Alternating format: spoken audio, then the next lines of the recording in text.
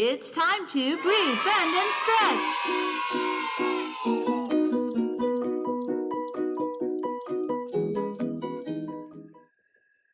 Hi, it's Bethany. Do you ever have those days where you just have tons of energy and you can't really calm down? Like you get really excited to hang out with your friends, or you're maybe even nervous about something and you're just feeling so energetic. You kind of don't know what to do with it. Well, everybody gets that. It's called an energy rush. And we want to calm down when we feel like that.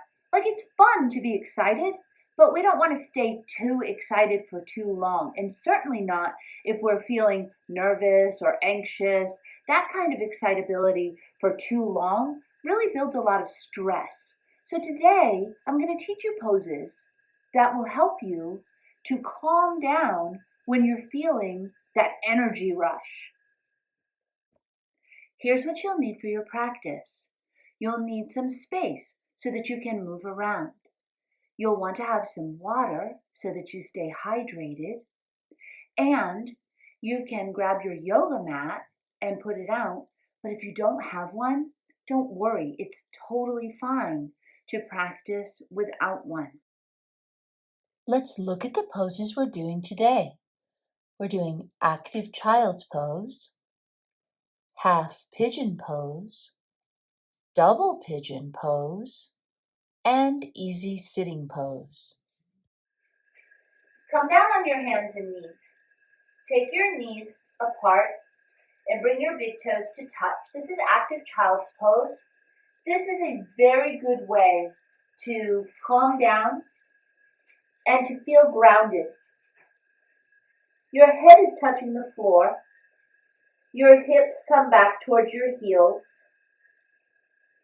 You can relax your arms.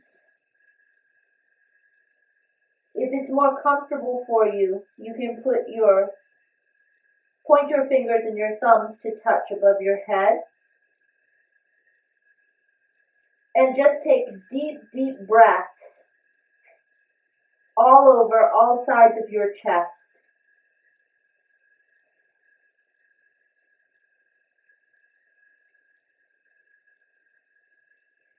When we are filled with too much energy, we have the temptation to come out of our pose.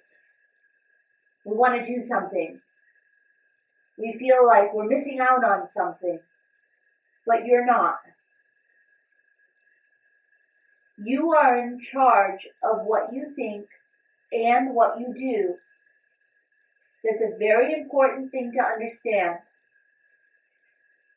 You make the choice to stay in the pose, breathing, feeling, relaxing, calming down because it's good for you, because you can feel how nice it is to make a decision, to stick with it.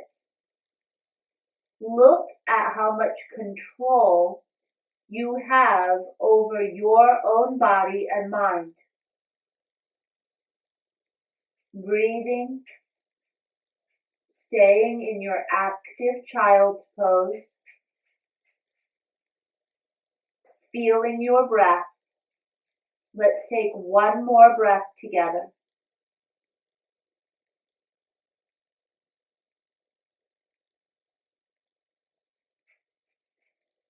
Slowly come back up onto your hands and knees. That was really awesome that you stayed in that pose. And even if you came out for a little bit and then you went back into it, that is really, really great. You have to practice getting better at staying in the poses. It's challenging. Even adults have a lot of trouble staying in a pose. So be very proud of yourself even for trying it. Let's move into half pigeon. You're going to take your knee and bring it forward, and then your other leg, you stretch it back. I came onto the ball of my foot, like tucked my toes under, because that way I could bring that leg back easier. Your hands are on either side of your body like this, and then put the top of your foot down. This feels very nice because it's grounding. That means you feel like you're in contact with the earth and it's nice and solid underneath you. It gives you a good sense of I'm here, I'm safe and comfortable. And even if the hip is opening up a little bit and you can feel it, that's a good thing. It's a good thing to be able to feel. You don't want to have places in your body that are numb or they're so sleepy that you can't feel them. Now we're going to come forward. So yoga helps wake up all the different areas in your body so you can feel how you're doing and what's going on. Then put your hands one on top of each other and put your head right on top of your hands. You want your palms facing down, so your forehead will come onto the back of your hand. And relax and breathe. Slowly come up and we'll do the other side. I'm going to tuck the toes under again, press in my hands, use your belly strength, and then bring that leg back so that you're on your hands and knees again. And we'll take the other leg forward. Bring the knee forward. Tuck the toes on that leg that's extended. Ease your hips back. And then put the top of your foot down. And then walk the hands on either side of your body. And now we'll start to bring it down. Putting your hands one on top of the other. And something that you should do is, if you can remember what hand you had on top before, put that one on the bottom and then the other one on top. And put your head right on the back of your hand. And breathe. Good. And then we'll come up. Now we're going to face forward and the long edge of your mat. And we're going to move into something called double pigeon. It's very relaxing. Do you notice how you're already feeling more calm? Bring your left heel in towards your right side of your seat. And then take your right leg and cross it over like so. So flex your foot. That means bring your toes back and put your hands on either side, right behind you on your fingertips. And feel how that opens up your hips. So you'll notice that these poses that calm you down are in your hips where you feel them the most. And that is because we become much more calm when we work energetically from our foundation. So you remember that we did the chakras, the energy wheels. We're getting into your first and second energy wheels, the red and the orange energy wheels. And that's what calms us down. Try to also relax your face and your throat. Swallow if you need to. That feels really, really relaxing. Good. And now we'll switch the sides. So gently, always remember, bring your knee forward and then we'll go into the other side because that protects your knees. Bring your right heel towards your left side of your seat and take your left leg and bring it over. Flex your foot. Put your hands down on either side and lift up through your chest as you open through your hips. Nice deep breaths. You can certainly close your eyes here focus inward. That means focus on yourself, what you have going on, what types of thoughts you're having, feelings that you're having. Let yourself breathe.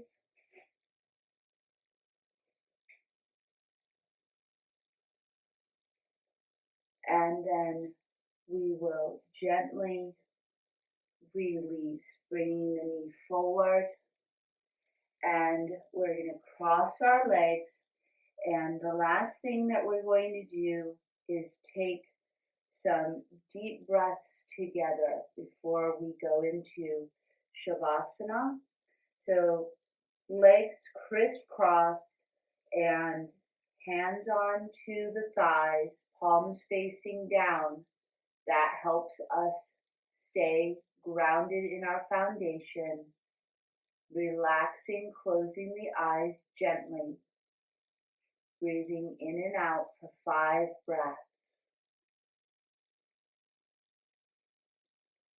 Breathe through your nose.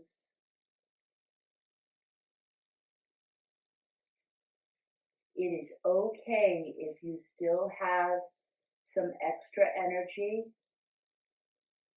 Use that energy to focus on your breaths.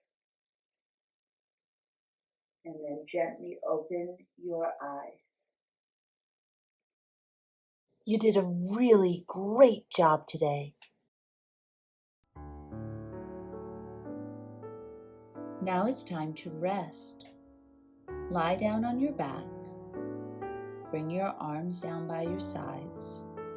Extend your legs out long. Relax your feet. Relax your hands. Close your eyes and feel your breath as your belly rises and falls. Feel all of the emotions and the energy in your body and your mind. Keep breathing and relaxing. Just notice that the thoughts will come in your mind and that the thoughts will leave just like your breath comes in and out. Notice that emotions will rise and your emotions will also gently fall away. When we lie and rest and we allow ourselves to relax and feel, we learn the truth of who we are, what we think, what we love. Let yourself enjoy relaxing and resting and just being.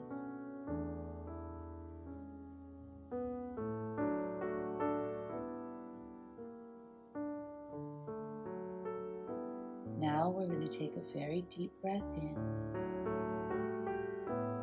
Wiggle your fingers and toes as you exhale.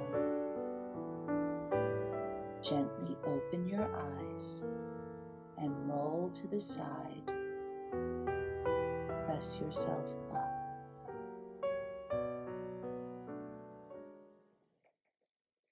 Having lots of energy is a really great thing.